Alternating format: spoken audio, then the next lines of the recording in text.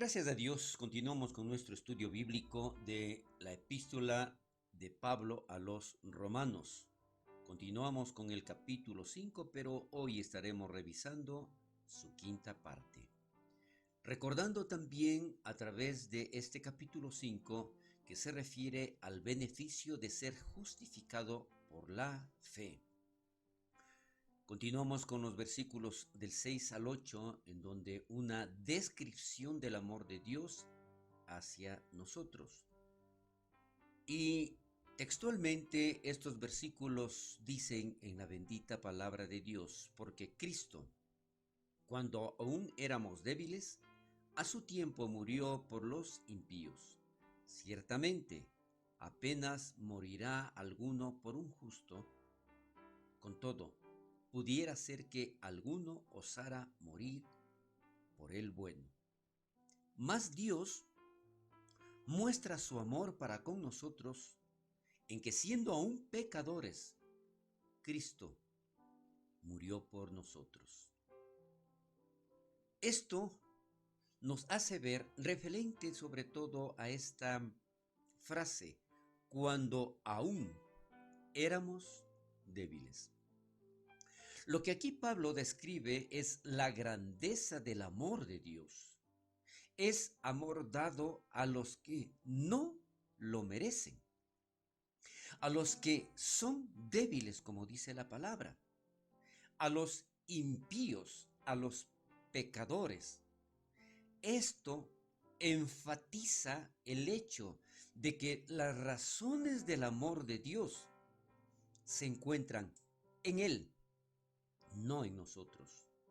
El hecho de que Él derramó su amor en nuestros corazones implica también que es únicamente, exclusivamente por su gracia y su bondad.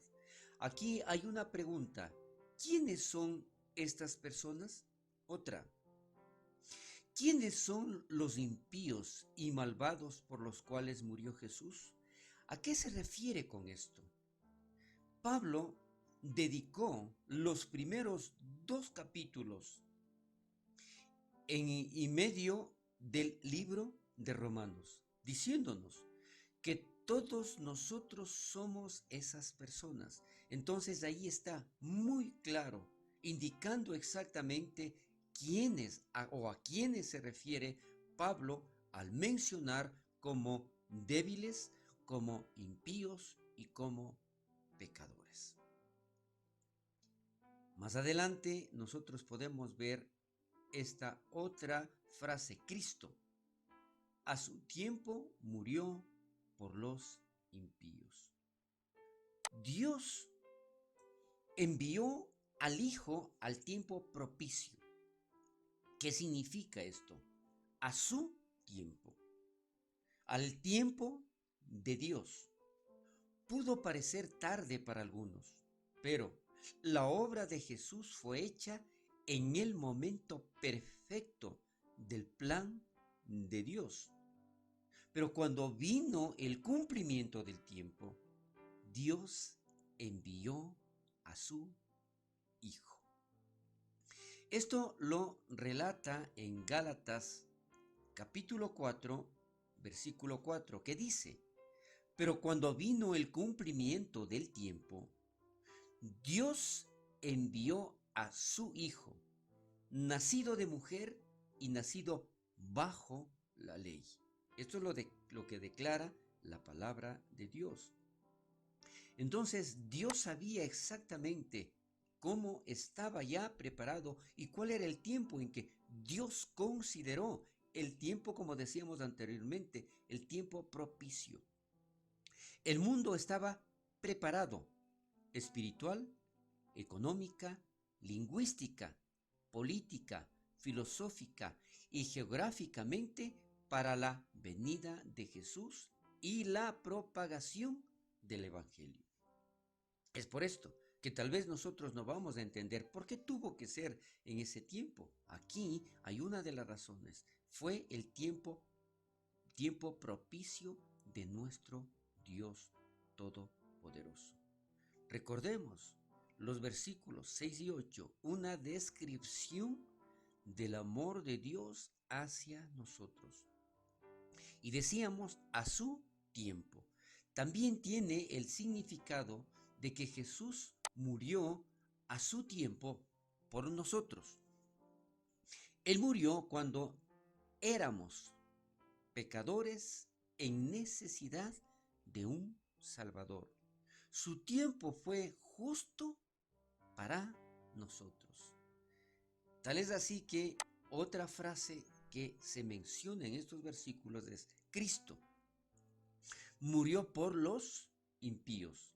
Aun cuando nosotros anteriormente ya lo aclaramos, que está escrito en los primeros 2,5 capítulos de este libro de Romanos, a quienes se refiere con impíos, con pecadores, ¿no es cierto?, o débiles. Pablo mencionó la idea de un sacrificio sustituto con la palabra propiciación en Romanos 3:25. Aquí, él vuelve a tocar el punto al decir que Cristo murió por los impíos. Pero qué importante es aquí ver exactamente el significado de esta palabra griega antigua. Por es la palabra uper, la cual significa por el bien de, en lugar de, en nombre de. Por lo tanto, aquí nosotros podemos ver Cristo murió. Reemplazando esta palabra uper, significa Cristo murió por el bien de los impíos. Cristo murió por o en lugar de los impíos. Y Cristo murió en nombre de los impíos. Aquí nosotros entonces debemos tener muy claro cómo se utiliza esta palabra, porque decíamos en griego significa uper. Otros lugares en donde uper es usado, la palabra por en griego, es usada en el Nuevo Testamento, nos ayuda a entender esto. Allá nosotros podemos ver en el Evangelio de Juan, capítulo 11, versículo 50, leemos: ni pensáis que nos conviene que un hombre muera por uper, el pueblo, en nombre del pueblo.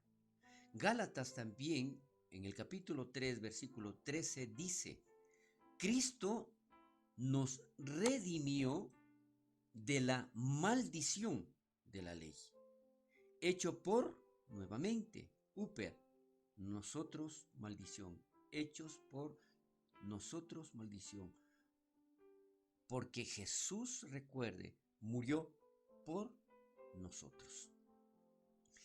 Es aquí entonces que tenemos mucho más claro de esta palabrita que aparentemente, ¿no es cierto?, no tendría ningún otro significado, pero es muy importante que aquí nosotros entendamos lo importante de esta palabra por. Y aquí vamos a ver exactamente, por lo tanto, para decir genuinamente Jesús murió por mí, también debes decir: no tengo las fuerzas para salvarme a mí mismo. Soy impío. Él murió en lugar de mí. Soy un pecador. Jesús murió para salvar y transformar a todos estos, a todos nosotros, a todos los débiles, a todos los pecadores. Aquí nosotros tenemos algo muy importante para aclarar un poco más de lo que estamos refiriéndonos con un comentario de Spurgeon.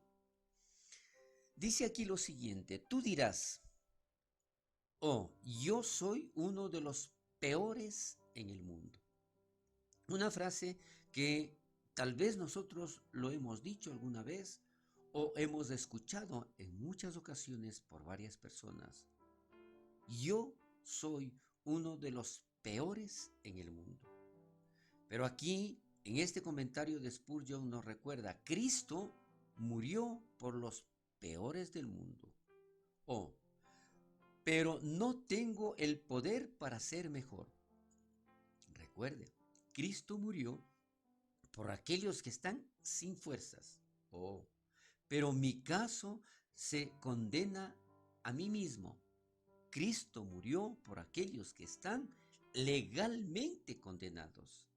Ay, pero mi caso no tiene esperanza.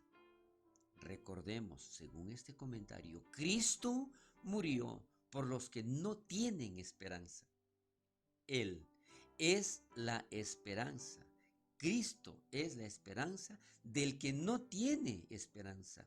Él es el Salvador, no de los que están parcialmente perdidos, sino de los que están totalmente perdidos. Interesante con este comentario de Spurgeon que nos aclara muchísimo la posición en la que estuvimos y en la que hoy estamos gracias al sacrificio de nuestro Señor Jesucristo.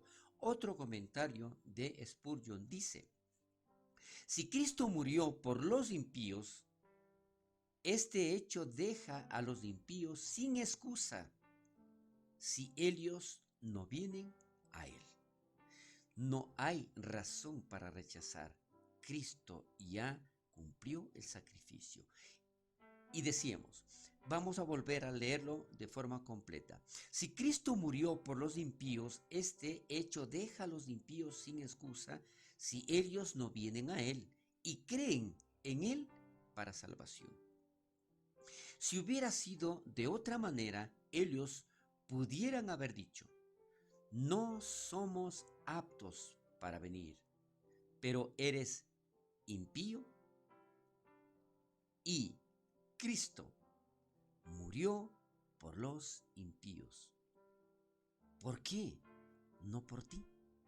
Desde luego, Cristo murió por ti y por mí. Apenas morirá alguno por un justo. También dentro de estos versículos leemos esta frase: el amor de Dios es un amor que va más allá del mejor amor entre humanos. Un buen hombre podría morir como un noble martirio para otra persona, como un justo o un bueno. Pero Jesús, recordemos esto, pero Jesús murió por aquellos que no eran justos ni buenos. Importantísimo aclarar también esta entre justo y bueno. ¿Hay alguna diferencia entre un hombre justo y un hombre bueno en la mente de Pablo? La diferencia en Romanos capítulo 5, versículo 7 de los que estamos estudiando, parece ser que el hombre justo es solo eso, justo en su vida personal, pero tal vez carente de sentimientos por los demás. En cambio, el hombre bueno, en contraste, va más allá del otro hombre, al ser también amable y benevolente. Importantísimo, un hombre justo está muy bien, es una persona que ha sido justificada, pero el hombre bueno es adicional a esto, que es amable y benevolente. Mas Dios muestra su amor. ¿Cómo muestra la muerte del Hijo el amor del Padre? Porque fue más difícil para el Padre enviar a su único Hijo, y porque Dios el Padre estaba en Cristo reconciliado consigo al mundo. Esto lo vamos a explicar mucho más en el próximo estudio bíblico. Aquí esto está escrito en la segunda carta de Corintios, capítulo 5, 19. Por lo tanto, extenderemos la próxima semana esta explicación. Bendiciones.